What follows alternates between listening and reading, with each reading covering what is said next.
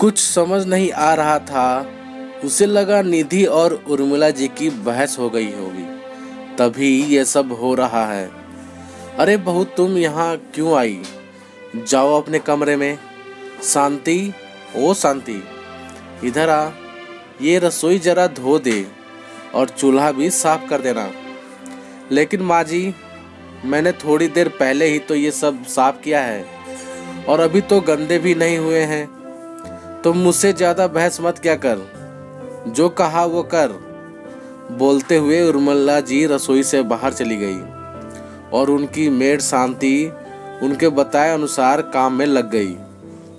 यह है हमारी उर्मिला जी, जो आज भी पुराने विचारों और प्रथाओं से बंधी हुई है। बहू, तुम्हारा खाना कमरे में ही ले आई हूँ, खा लेना और शांति को आवाज़ लगा देना, वो प्लेट ले जाएगी। तुम्हें रसोई में आने की ज़रूरत नहीं। उर्मिला जी की आवाज़ सुनते ही निधि, जो कि अपने कमरे में लेटकर फ़ोन चला रही थी, उठ गई। मम्मी जी, आप क्यों बिना वजह परेशान हो रही हैं? मैं खुद आ जाती। और आज आपने मुझे कुछ काम भी नहीं करने दिया। मैं ठीक हूँ माँ जी, मुझे कुछ नहीं हुआ है। बहू, ये क्या बच्चों जैसी हरकतें कर रही हो? तुम्हें नहीं पता कि क्या हुआ है? इन दिनों तुम रसोई में पैर भी नहीं रखोगी। जो कुछ चाहिए मुझसे या शांति से बता देना। और हाँ, हो सके तो अपना बेड नीचे अलग लगा लेना, क्योंकि महीने के ये 5 दिन तुम रोज की तरह नहीं रह सकती। मेरे घर में यही नियम है और तुम्हें भी इसे मानना होगा। और 5 दिन बाद अपने कमरे के पर्दे, चादर, तकिए, डोरमेट सब धो लेना। उर्मिला जी इतना कहकर बिना कुछ सुने ही निधि के कमरे के दरवाजे पर खाने की प्लेट रख कर चली जाती हैं। निधि को समझ नहीं आता कि क्या कहे। आज के समय में भी पीरियड को छुआछूत मानते हैं। एक तो पीरियड में होने वाले दर्द से वैसे ही उसका मूड खराब था। उर्मिला जी की बातों से जैसे कई गुना और बढ़ गया। वह खाने की थाली वहीं छोड़कर अंदर आकर लेट गई। विक्की, निधि का पति, जब शाम को ऑफिस से आया तो उसने देखा कि खाने की थाली दरवाजे पर पड़ी है। उसे कुछ समझ नहीं आया। वह निधि को बुलाता हुआ अंदर गया तो देखा कि निधि लेटी हुई थी। क्या हुआ? ये खाने की थाली दरवाजे के बाहर क्यों रखी है? और आज तुम लेटी हो, अभी तक सब ठीक है ना? तभी शांति के बुलाने की आवाज़ आई। बहू जी, ये चाय ले लो। और भैया जी, आपको माँ जी ने नाश्ता करने के लिए बुलाया है। इतना कहकर शांति चली गई। निधि, ये सब क्या हो रहा है? मेरी तो कुछ समझ में नहीं आ रहा है। तुम्हारी माँ के साथ कुछ बहस हुई है क्या? रोज तो चाय, नाश्ता, खाना सब तुम ही बनाती हो, सब साथ में बैठकर खाते हैं। आज ये सब क्यों? विक्की और निधि के विवाह के अभी 2 महीने ही हुए हैं और निधि का ससुराल में पहला पीरियड आया था, इसलिए विक्की को भी कुछ समझ नहीं आ रहा था। उसे लगा निधि और उर्मिला जी की बहस हो गई होगी, तभी ये सब हो रहा है। ये सब इसलिए हो रहा है कि मेरे पीरियड चल रहे हैं, जिसके लिए ना तो मैं किचन में जा सकती हूँ और ना ही घर के किसी और कमरे में। यहाँ तक कि मम्मी जी ने ये भी बोल दिया कि मैं अपने लिए फर्श पर बिस्तर लगा लूँ और पीरियड खत्म होने पर ये चादर, तकिए, पर्दे, डोरमेट सब धोकर साफ करना होगा। विक्की, साफ सफाई एक अलग चीज़ है और पीरियड में उसका ध्यान भी रखना ज़रूरी है, लेकिन इस तरह का व्यवहार जैसे मुझे कोई छुआछूत की बीमारी हो गई है। निधि ने रोते हुए कहा। निधि, तुम पहले शांत हो जाओ और मेरे साथ बाहर चलो। हम साथ में चाय पियेंगे रोज की तरह। मैं ये सब नहीं मानता। पीरियड ही तो आए हैं और क्या हुआ है? तुम जाकर मेरे लिए अच्छी सी चाय बनाओ, मैं अभी चेंज करके आता हूँ। विक्की के कहने पर निधि रसोई में चाय बनाने चली गई। बहू, तुम्हें एक बार में बात समझ में नहीं आती है क्या? फिर से रसोई गंदी कर दी। अब तो शांति भी चली गई है, अब ये सफाई कौन करेगा?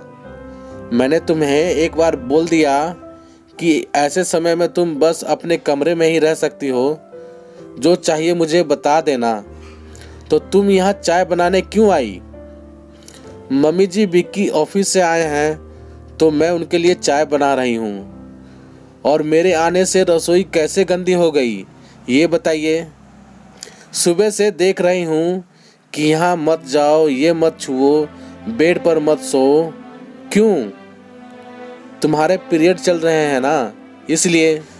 पीरियड्स में रसोई घर और बड़ों के कमरे में नहीं जाते। ये मेरे घर का नियम और कायदा है। ये हमारे पुरखों ने बनाया है और मैं खुद इतने सालों से इसका पालन कर रही हूँ, उर्मिला जी ने गुस्से में कहा। लेकिन मम्मी जी, ये कोई छुआछूत की बीमारी थोड़े ही है कि मेरे छूने से किसी और को हो जाएगी। पहले का समय कुछ और था। पहले इतनी सुविधाएं नहीं थी, सैनिटरी पैड्स नहीं थे, लोग कपड़े का इस्तेमाल करते थे, उसे बार बार बदलना और ऐसे में घर के कामकाज और भाग दौड़ करना पॉसिबल नहीं था, क्योंकि उस समय शारीरिक श्रम ज़्यादा करना पड़ता था। शरीर में होने वाले हार्मोन चेंजेस की वजह से हमें शरीर को आराम देना होता है, इसलिए ये सारे नियम बनाए गए थे और समय के साथ साथ लोगों ने इसे प्रथा बना दिया। लेकिन अब समय बदल गया है। अब हम पीरियड्स में भी अपने रोज की दिनचर्या कर सकते हैं। साफ सफाई और पर्सनल हाइजीन का जरूर ध्यान रखना चाहिए, ये तो मैं मानती हूँ, लेकिन इस तरह की दकियानुसी बातें मैं नहीं मानती। तुम आजकल की लड़कियों को तो बड़ों की बातों का विरोध करने की आदत सी हो गई है।